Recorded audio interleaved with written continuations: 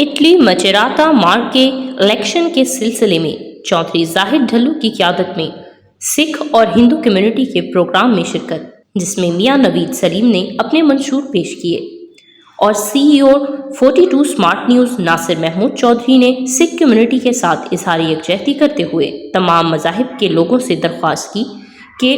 28 और 29 सितंबर को मियां नवीद सलीम को वोट देकर कामयाब बनाएं। इस प्रोग्राम में चौधरी अकील और चौधरी मुद्दसिर उर्फ मच्छू और चौधरी उस्मान गुजर की खसूसी शिरकत ने प्रोग्राम को 4 चांद लगा दिए। पाकिस्तान मुस्लिम ते वोटां वास्ते तुहाडे कोल हाज़र आए हां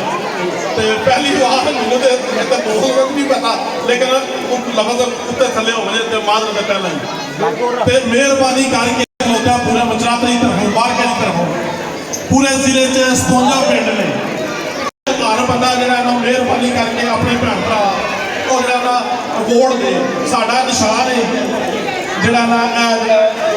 लगे अपने ना मध्य रीची का वो तो क्रॉस का निशान करे तो थले नाल मेरा नाम लिखे सलीम जे हेल्प करोगे इलैक्शन जुट जाना ध्यान लिहाज ना मैं जिहड़ा ना तुहाडे काम करांगा लोग एक बेटा भी करो भाई। सत श्री अकाल जी सारे भरावां नूं दोस्तां नूं। जिस तरह कि पहले भाई ने दस्सिया कि एशिया तो साडे एक भरा दा बहुत फखर की गल है कि साडा एक भरा एशिया का इत्थे इटली के अंदर